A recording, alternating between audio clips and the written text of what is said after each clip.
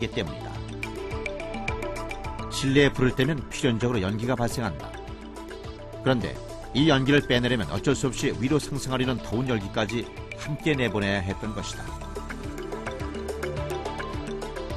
연기를 빼자니 열기가 도망가고 열기를 잡자니 연기에 포위되는 상황. 그러나 중세까지만 해도 굴뚝이 없었던 유럽의 가정집은 그야말로 연기의 집이었다. 추위를 피하려다 연기에 질식해 숨지는 경우도 다반사였다.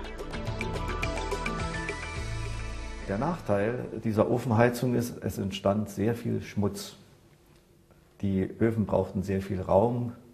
Die Zimmer mussten mit viel Aufwand sauber gehalten werden. Man musste die Ofen auch beobachten, dass sie in einem ordentlichen Zustand waren, damit keine Brandgefahr davon ausging. Dann die Rauchentwicklung war sehr stark, dazu die Stäube, die ebenfalls in die Luft abgegeben wurden. Also bei ungünstiger Klimaentwicklung entstand über eine Stadt, über ein Ballungsgebiet eine regelrechte Dunstglocke. Und diese Dunstglocke wirkt natürlich belastend auf die Atmungsorgane der Bevölkerung. 강원도 삼척의 산골 마을.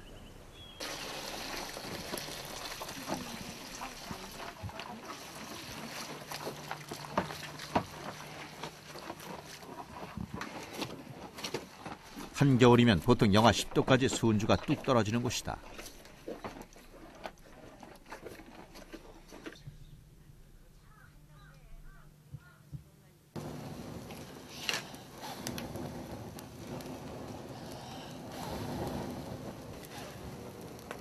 하지만 아궁이에 나무 장작 몇 개 놓고 군불 한 줌 떼면 거뜬히 겨울 추위를 이길 수 있었다.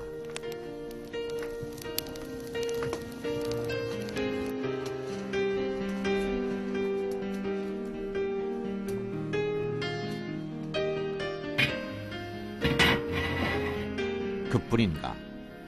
전통 온돌인 구들은 방만 따뜻하게 하는 것이 아니라 음식을 조리하는 취사용 불로도 쓰였다.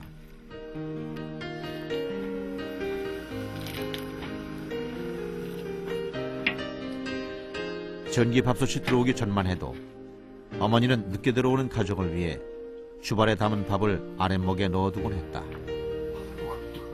그래서 구들과 똑같은 온도의 밥을 먹을 수 있었다.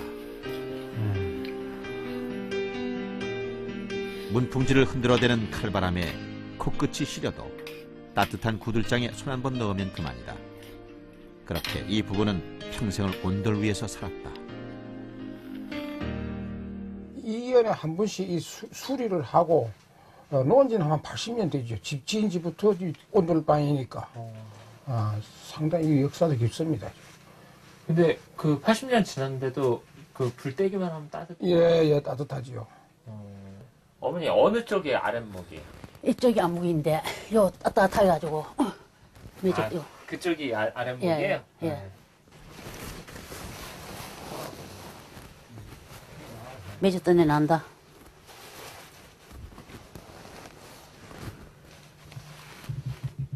따뜻하고 잘 뜨고 건강도 좋고 자는 데도 좋고 뭐 그 이상이 없지요 뭐. 속이 물렁물렁해 아주. 구들에 불 지피고 아랫목에 매주 띄우며 그렇게 살아왔다.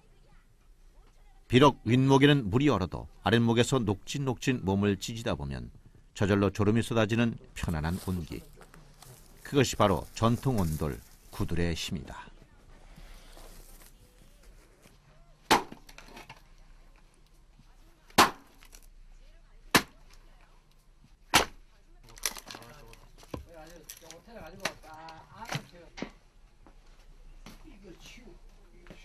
우리는 이처럼 남정네는 구들을 손보고 장작을 마련하고 아낙네는 불씨를 지키며 수천 년을 살아온 민족이었다.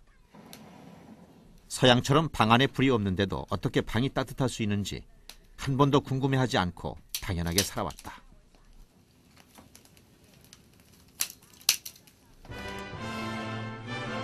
그렇다면 과연 구들장 밑에는 무엇이 숨어있는 것일까? 군엄기, 구들개자리, 고래, 굴뚝개자리 등이 제 역할을 해주어야 비로소 바닥 난방이 가능해진다.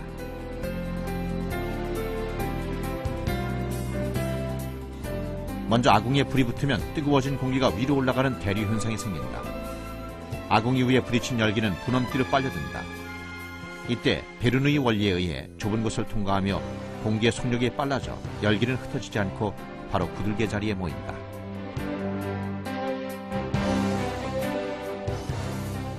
넓은 곳으로 빠져나온 열기는 다시 속력이 줄어들면서 고래 능선을 따라 서서히 상승, 구들장을 덮힌다. 열을 머금은 구들은 서서히 방 안의 온기를 방출한다. 구들장을 지나며 식은 공기는 다시 굴뚝회 자리에 모인다. 바깥 공기에 비해 아직 따뜻하기 때문에 대류 현상에 의해 위로 상승, 굴뚝 밖으로 빠져나가게 되는 것이다.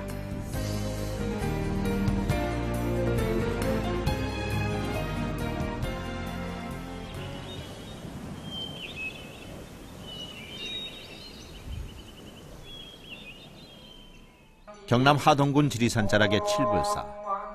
이곳에는 전통 온돌인 구들 기술의 정수를 보여주는 건물이 한 채 남아있다. 아자 모양의 방이라 해서 아자방이라 불리는 이 건물은 세계 건축 대사전에 기록될 만큼 독특한 양식의 방이다. 방 안 네 귀퉁이 70cm씩 높인 곳이 좌선 장소고 가운데 십자 모양이 생활 공간이다. 무엇보다 특별한 것이 이 방의 구들인데 전해지는 이야기에 따르면 신라의 구들도사 담공선사가 한 번 불을 지펴 겨울 한철 100일간 수행을 하는 동안거를 치를 수 있도록 만들었다고 한다. 담공선사가 이제 처음 축조를 하시고 그 동안거 들어가기 전에 불을 지피시면 한 100일 정도 따뜻해서 그 동안거 3달 동안은 불 걱정을 안 하고 한철을 이제 정진을 하셨다고 합니다. 임진왜란과 한국전쟁을 거치며 파괴된 것을 1982년 복원했다. 원래 아자방 아궁이는 6천 높이로 지게에 장작을 지고 들어갈 수 있을 정도였다는데 옛날 모습을 잃은 아자방은 지금 얼마나 온기를 유지할 수 있을까?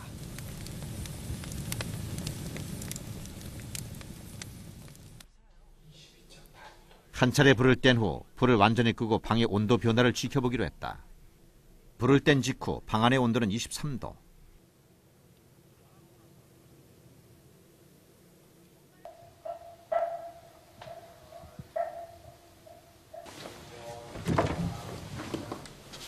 (12시간이) 지난 후 아자방의 온도는 21도, 거의 변화가 없었다. 아자방은 선조들의 뛰어난 축열 기술과 더불어 6자나 되는 장작을 한꺼번에 태우지 않고 조절하는 능력까지 갖고 있었음을 보여준다.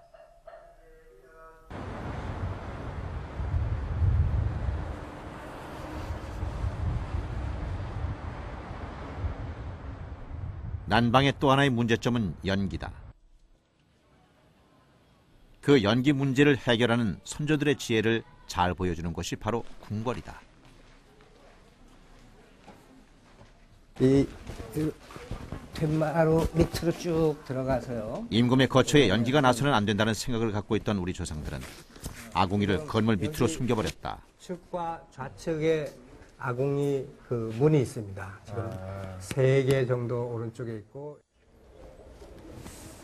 불을 뗄 때 아궁이에 연기가 나는 것을 막고 화재를 방지하기 위해 장작 대신 숯을 이용했다.